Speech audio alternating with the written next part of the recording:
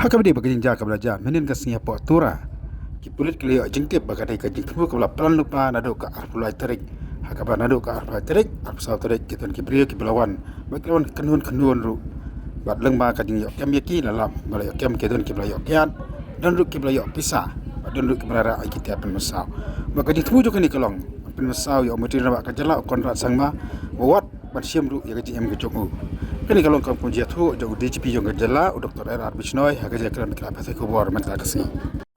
DGP oleh turu baharu mata kasih le kam arhong mut kibriu, bagi pupun ini kini kentai. Dan ru atum kajing toket kejangki dan kejing asno bat ki political party tamana kalian juga pelit ke pan kuat man pau nama kirang toket ba man pan shisha. Kini ni ke parti ayu. Mata ka step pat nak kalian juga pelit kali man kam yo way Richard Marak. Batkat kum khabar belayo le thu ba Richard Marang udi nombor ba jantam jong Dr. Mukul sangma ba uni utun ketiah ka ba pensiat ye ki paitma ba kum juru man sam pisa bat ku de kijing le ki jong ki balang ba a hadu kata-kata udi jipi ule thuru mana kaliang jong ki pulit ken maili satya ye ki nu ki briew ki balang ketiah gane kakam. We are here to brief you about yesterday's unfortunate incident at the Tura, where the Honorable CM was holding meeting at Main Secretariat with 18 number of representatives from the various NGOs, namely your Archie Conscious, Holistically Integrated CREMA, All India Garo Union, All Archie Youth Forum, All Archie Youth Welfare Society, Garo State Movement Council, New Tura Development Forum, United Garo People's Forum.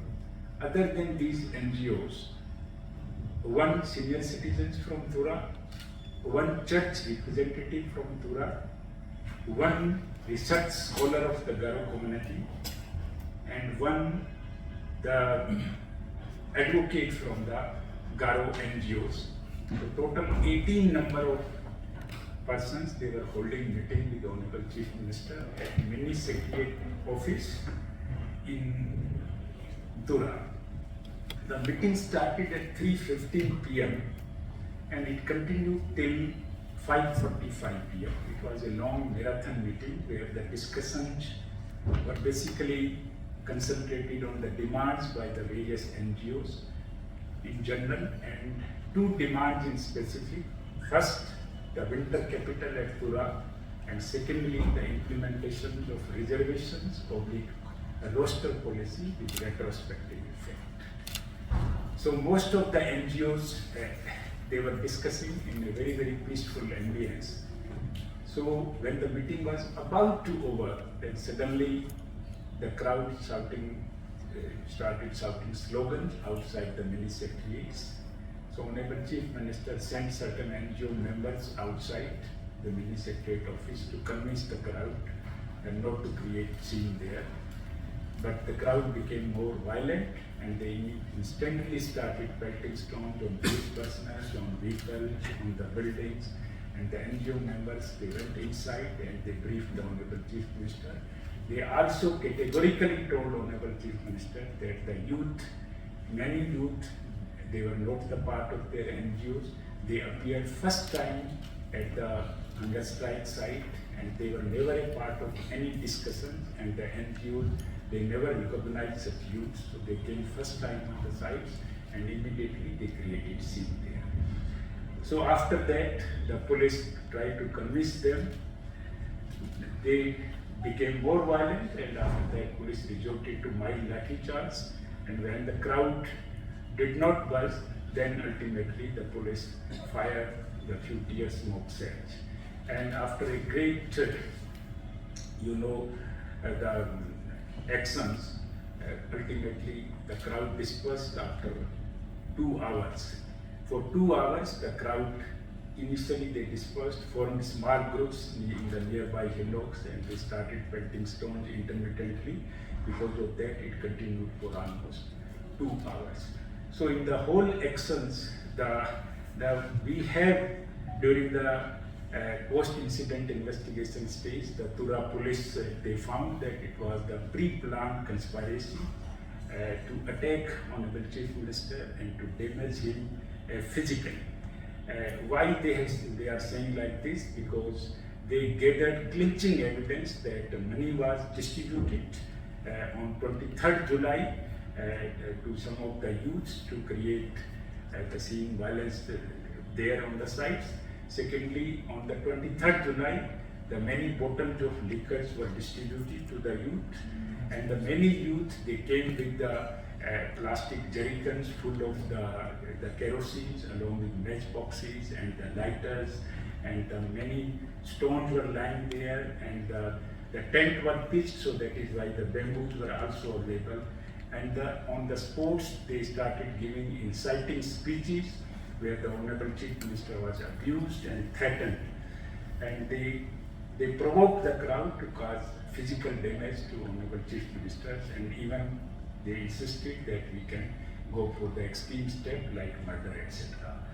So these kinds of the actions of the violent youth indicated that it was a pre-planned conspiracy to cause physical damage to Honorable Chief Ministers. The police maintained restraints for a couple of hours, and even knowing that they are causing huge damage to our vehicles, police did not decide to go for firing to avoid the casualty of the other peaceful youth who were there and taking part in the agitation. You know the total, the 19th number of the 21 number of the vehicles got damaged. The 4 vehicles set on the fires. Out of 4, 2 were completely burnt. One was gypsy and the second was the Bolero police vehicles. And the 17 vehicles got damaged by pelting stones. Either the glass panes were broken or the body parts of the vehicles were damaged. Out of the 17 vehicles damaged, 5 unfortunately belonged to the Honorable Chief Minister of Karkek. The vehicles were parked inside the mini secretariat. The MLA, the William Nagar MLA vehicle was also broken, was also damaged. The Deputy Secretary of Honorable Chief Minister vehicle was also targeted and partially damaged. 2 civil department vehicles were damaged. 4 Meghalaya police vehicles were damaged. 1 ambulance, the ambulance which was carrying the injured police personnel to civil hospital Tura was also targeted, and the side window glass panes were broken, and other than that 3 private vehicles were partially damaged. So total 18 persons got injured. The 10 Meghalaya police personnel, 8 male and 2 females. The 1 home guard, the lady home guard was also injured, and the 7 CRPF police personnel also got physical injuries. So in total, the total 18 personnel got injured. After the incident, unfortunate incidents, and the police rescued the Honorable Chief Minister, and the Honorable Chief Minister went to his residence, and he appealed all the citizens to maintain peace and calm. So total, yesterday night, the police whole night conducted a massive search after identifications of the accused. With the help of the video footage given by the press reporter, we have identified total 26 numbers of the culprits who indulged in unprovoked violence, and then total 19 number of the accused so far arrested. Out of 19, the 17 are female and 2 are the male accused. We also identified one of the main conspirator, Salseng R. Marak, who was earlier police, I think RC, and in 2012 he was dismissed from the service for prolonged absence, and now he has affiliations with some political party because he tried to contest elections, NDC elections from the Siju of the South Garowe districts. So now situation is under fully control, and I categorically state here that we will not spare anyone, whoever indulged in the violence and tried to cause damage to the vehicles of government officials and also try to attack the Chief Minister. They will not be spared, and they will be behind the bars soon. Police is on hunt for most of the conspirators. They have been identified, and the police is conducting consistently raid since last night. And we have deployed extra forces there, and I have sent the IGP land order to camp there and monitor whole situation. So now situation is under fully control, and the CRPF and the 2nd Meghalaya Police Battalion personnel, they are deployed. We have registered a case. The complaint was lodged by the Meghalaya Civil Service officer, Mr. Dapling D. Sangma, and on the basis of he was duty magistrate, on the basis of his complaint, we have registered a case, that is RI Police Station case number 16/23 under various sections of IPC.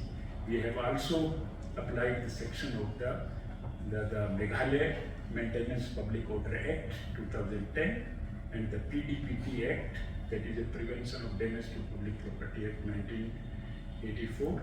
And other than that, we have seized substantial numbers of the incriminating materials from the place of occurrence that indicates that the whole incident was pre-planned and conspiracy was hatched to attack Honorable Chief Minister and cause physical damage to him. So far we have seized tons of stones, pebbles from the PO, and 50 numbers of the bamboos used as sticks to beat up the police personnel.